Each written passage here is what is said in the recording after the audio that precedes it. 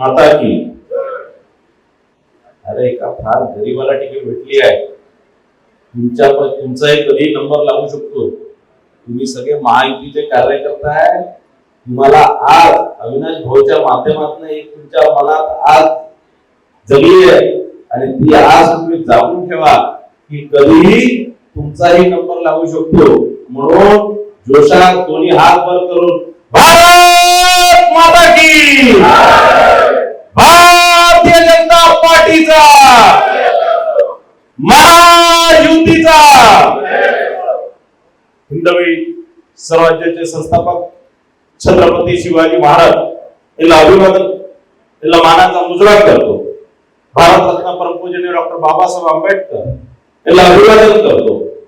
महान त्यागी बाबा जुमदेवजी यांना प्रणाम करतो। आणि आज या येणाऱ्या 18 तारखेला उघडलेल्या विधान परिषदेच्या निवडणुकीचे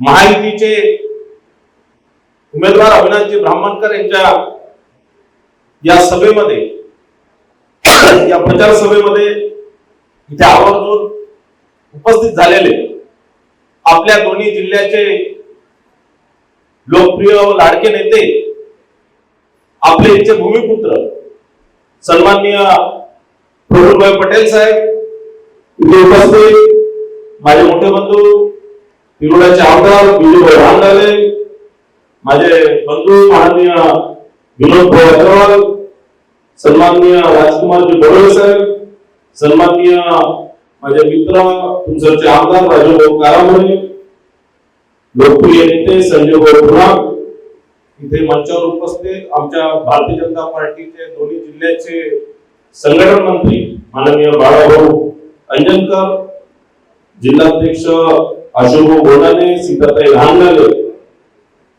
राष्ट्रवादीचे प्रदेश सचिव धनंजयजी दलाल, जिल्हा परिषदचे अध्यक्ष लायकामजी भेंडारकर, माजी खासदार मधुकर भाऊ कुकडे, माजी खासदार सुनील भाऊ मेंढे, माजी आमदार व बँकेचे अध्यक्ष राजेंद्रजी जैन, दुसरे भांडाराचे अध्यक्ष माझे मामा माननीय सुनील भाऊ भोंडे, रेखाताई भाजीपल्ले, माजी राज्यमंत्री नानाभाऊ बजेबुदे, बाळाभाऊ काशीवार, एकनाथजी भेंडर, सरिताताई मदनकर, माहेश्वरीताई निवाले, मिलादजी काटेखाय, सुरेशजी दुबे, आदरणीय मंच आणि माझ्या पुढे उपस्थित सर्व महायुतीचे सर्व पदाधिकारी, सर्व नेते, बंधू भगिनी व मित्रांनो, ज्यावेळेस या निवडणुकीची उमेदवाराची घोषणा झाली, ज्यावेळेस चर्चा चालू होती, तर अविनाश भाऊंनी बरोबर म्हटलं की काँग्रेस पक्ष या जिल्ह्यातला किंवा इतर जिल्ह्यातला कोण सर्वात पैसेवाला माणूस आहे तो शोधत होती, आणि भारतीय जनता पार्टी आणि महायुती या जिल्ह्यातला सगळ्यात नेत्यांमध्ये ते शोधत होते। आणि ही निवडणूक लोकांना फार, ज्यावेळेस अविनाश भाऊचा निर्णय झाला त्यावेळेस ही फार लोकांना आश्चर्य वाटतं।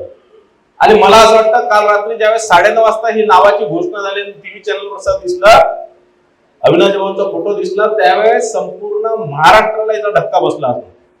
कारण विधान परिषदेचा निवडणूक म्हटलं की कोणीतरी मालदार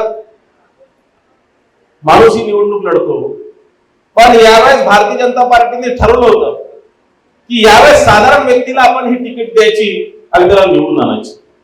काल रात्री ज्यावेळेस 9:30 वाजता हे नाव घोषित झालं, त्यानंतर मला हजारोच्या वर मेसेज आले, व्हॉट्सअपवर आले, SMS साध्या मोबाईलवर आले, आणि प्रत्येक सामान्य कार्यकर्त्यांनी मला अविनाश भाऊला तिकीट दिली म्हणून मला आभार मानलं, आणि त्यांनी हे सांगितलं की खरंच हा पक्ष फार श्रेष्ठ आहे की एका सामान्य कार्यकर्त्याला विधान परिषदेची तिकीट देऊ शकतं, हे कोणीही स्वप्नात विचार केलं नव्हतं, ते या पक्षाने या दोन्ही जिल्ह्यात करून दाखवलं। त्याच्याकरता अनेक लोकांनी मला अभिनंदन केलं आणि आभारी मानलं।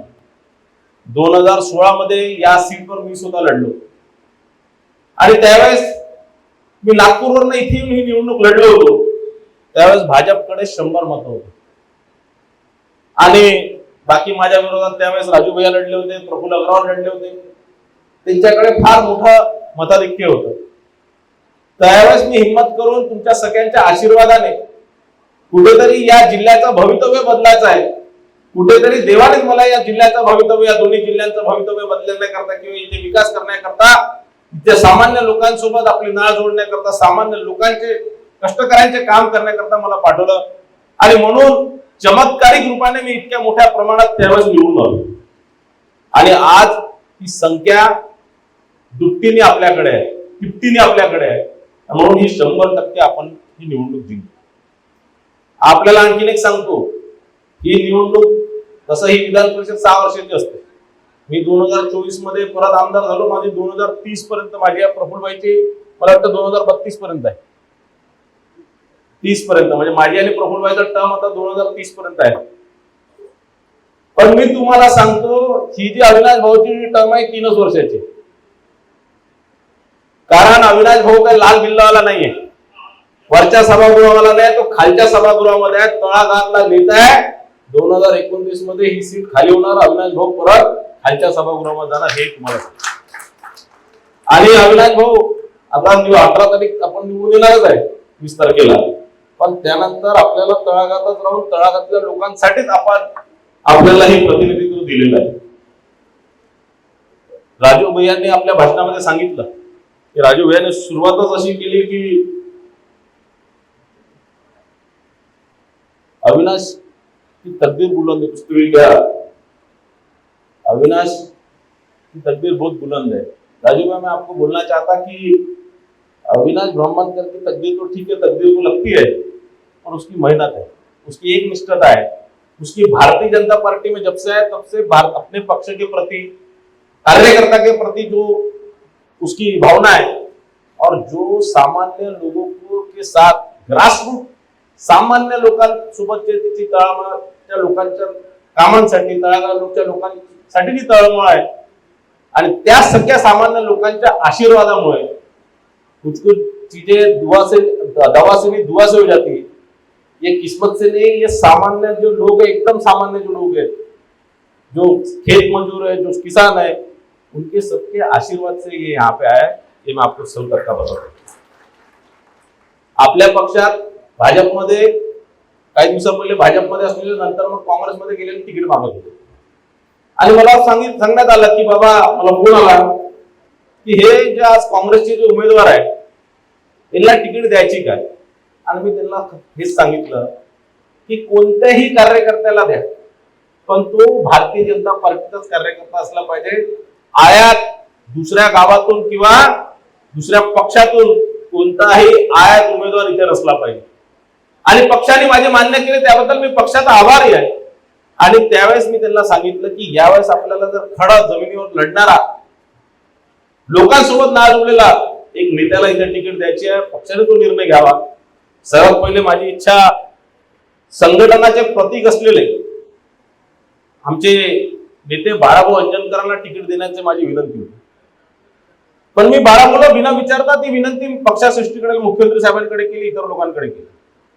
आणि ज्यावेळेस मी बाळाभाऊला फोन करून विचारलं की बाळाभाऊ मी असं केलंय, त्यावेळेस बाळाभाऊ माझ्यावर रागवले की मी संघटनेचा माणूस आहे, माझं आयुष्य संघटनेत जाणार आहे, गेलेलं आहे आणि पुढचंही आयुष्य माझं संघटनेत जाणार आहे. मला हे कोणतंही या प्रकारचं कोणतंही राजकीय पद नव्हतं. तुम्ही माझं नाव घेऊन माझा कुठेतरी माझ्या इतक्या वर्षाच्या माझ्या पक्षाच्या कामावरती कुठेतरी तुम्ही काहीच लावून राहिले. तरी मी काही कोणाचा सहजासहजी ऐकणार नाही. मी बाळाभाऊचं ऐकलं नाही, मी खूप दिवस प्रयत्न केले.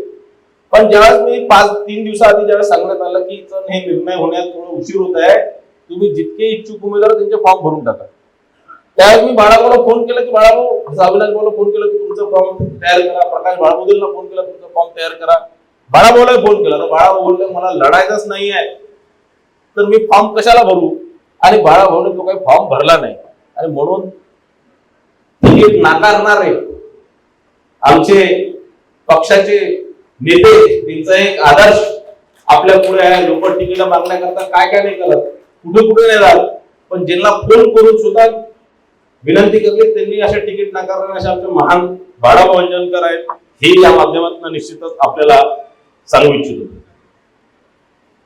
आता ही निवडणूक आहे, थोडस मला त्या काँग्रेस पक्षाच्या प्रफुल्ल अग्रवालचा फोन आला की थोडस ऊपर से फोन आया तो हम बढ़ जाएंगे।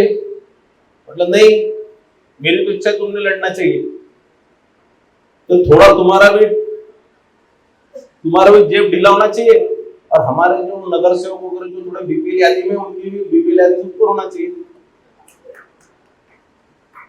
याचे घरी जे साठवून ठेवलेले वर्ष आपल्यासारख्या गरीब कास्तकारांचे बहुजनांचे पैसे लुटून जे आपल्या घरी साठवून ठेवलेले आहे, ते निघाले पाहिजे, हलके झाले पाहिजे की नाही हलके झाले पाहिजे। आणि अविनाश भाऊ काय अविनाश भाऊची उमेदवार झाली तर अनेक लोकांचे फोन आले, भाऊ आमचं कसं होईल? जशी अविनाश भाऊची तिकीट डिक्लेअर झाली, काही लोकांची डिक्लेअर व्हायच्या पहिले म्हणजे अविनाश भाऊ उमेदवार राहणार असं 3-4 दिवसा पहिले झालं होतं की अविनाश भाऊ होऊन जाणार म्हणून। तर अनेक नगरसेवकांचे, अनेक जिल्हा परिषद सदस्यांचे आपल्या पक्षाचे नाही, काँग्रेस, आमचं कसं होईल? तुम्ही चिंता करायची गरज नाही। हे हा जो पिक्चर आहे, पिक्चरच्या प्रेझेंट्स, पिक्चरचा प्रेझेंट्स येतं, कोणी प्रेझेंट, महायुती प्रेझेंट्स आहे, आणि याचे प्रोड्युसर डायरेक्टर मी आणि प्रफुल्ल भाई। तर काय चिंता करायची गरज नाही। प्रफुल्ल अग्रवाल कटोरा लावून देऊ, पण आपण ही निवडणूक जिंकू। आणि त्याच्याकडे जे आपल्याकडे 321 आहे, कारण विजय भाऊने सांगितलं आहे की आपण किमान 208 मतांनी निवडून आलो, 208 बदला घेतला पाहिजे की नाही? 208 तर हे आहे, पण तुम्हाला मी सांगतो 20 तारखेला ही निवडणूक आपण 208च्या वर मतांनी निवडून येऊ, पण तो फक्त पिक्चर आहे। या काँग्रेसमध्ये किती मोठी भगदाड बसणार आहे ते आपल्याला 20 तारखेनंतर पाहायला मिळणार आहे। आता मी काही सगळे पत्ते खोलत नाही, पण एक अविनाश भाऊ एक चांगला व्यक्ती, एक सामान्य लोकांसोबत मिळून मिसळून काम करणाऱ्या व्यक्तीला यावेळेस तिकीट दिलेली आहे। इथे उपस्थित सर्व नेत्यांना माझी विनंती आहे, तुमच्या परी जे होऊ शकणार ती तुम्ही मदत करा। जर तुम्ही तुमचं मतदान नसणार, मतदार आहे तर ठीक आहे, त्यांचं बाकी ठीक आहे, पण जे मतदार नसतील त्यांनी या सगळ्या लोकांकडे आणि लक्ष ठेवण्याचं काम आहे की त्या घरी कोण येतं, कोण भेटतं, काय भेटतंय, आम्हाला आणि प्रफुल्लभाईला, राजूभाईला आम्हाला मेसेजवर सांगण्याचं काम तुमचंही आहे। कुठेही गद्दारी होऊ नये, कारण गद्दारी बाकी आम्ही सगळं सहन करू, गद्दारी सहन करणार नाही। आणि गद्दार ज्या ज्या लोकांनी पक्षासोबत गद्दारी केली, तर इथे मी आणि प्रफुल्लभाई बसलो आहे, तो जो गद्दारी करणार त्याला गद्दारी केल्यानंतर काय काय होणार ते मला असं वाटतं की पुढचे 5 वर्ष लोकांनाही एखाद 2 उदाहरण असले पाहिजे, की लोकांना माहित झालं पाहिजे की कसं उदाहरण असतं म्हणून। ते तुम्हाला निश्चितच त्या मतदारांना या माध्यमातून सूचना आहे माझी। 2024 मध्ये ज्यावेळेस आम्ही निर्णय घेतला अविनाश भाऊला तिकीट देण्याचा आणि निवडणूक झाली, तर अनेक लोक आमचे नाराज झाले, पण ते नाराज लोकांनी बंडखोरी केली। मी त्यांनाही या माध्यमातून सांगू इच्छितो की जर आज अविनाश भाऊ 208 मतांनी निवडून आला असता तर आज इथे अविनाश भाऊच्या जागेवर तुम्ही राहिले असते। आणि म्हणून गद्दारी करायची गरज नाही। तुम्ही जर गद्दारी केली तर काही कोणाला थांबू शकत नाही। एक म्हण आहे की तुम्ही ज्याच्या नशिबात असलं त्याला तुम्ही उशीर करू शकता, पण कोणतीही ज्या जगातली ताकद नाही ते त्याला थांबू शकते। आणि म्हणून कुणी गद्दारी करण्याचा विचार या मनात आणू नये। 2024 मध्ये ज्यावेळेस अविनाश भाऊ हरला होता त्यावेळेस मला फार दुःख वाटलं होतं की एक गरीब माणसाला संधी, हातात आलेली संधी हुकली, आणि कुठेतरी मी त्याचा दोष मला स्वतःलाच देत होतो की जर मला तर ह्या 15 विधानसभेची जबाबदारी भेटली नसती आणि मी जर नुसतं साकुलीमध्ये जर ठाम मारून बसलो असतो तर 100% ही तिकीट जिंकली असते। आणि त्यावेळेस पासून आजपर्यंत मला ह्या मनात खंत होती की काहीतरी आपल्या हाताने चुकलेलं आहे, काहीतरी आपल्या हाताने चूक झालेली आहे। आणि कुठेतरी आज अविनाश भाऊ उमेदवार झाला, 20 मेला अविनाश भाऊ जिंकून येणार, त्यानंतर निश्चितच ही खंत आहे, माझ्या मनातली जी खंत होती ती कुठेतरी दूर होणार। मी जास्त काही यावर बोलणार नाही, पण निश्चितच ही निवडणूक झाली पाहिजे, ती तुमची सर्वांची इच्छा आहे, माझी तीच इच्छा आहे। आणि निवडणूक होणार आणि ताकदीने आपण निवडून येऊ हीच, आणि आपल्या सर्वांच्या सहकार्याने निवडून येऊ हीच आपल्या सर्वांना विनंती करतो। इथेच आपल्या भाषणाला विराम देतो। धन्यवाद। जय हिंद, जय महाराष्ट्र।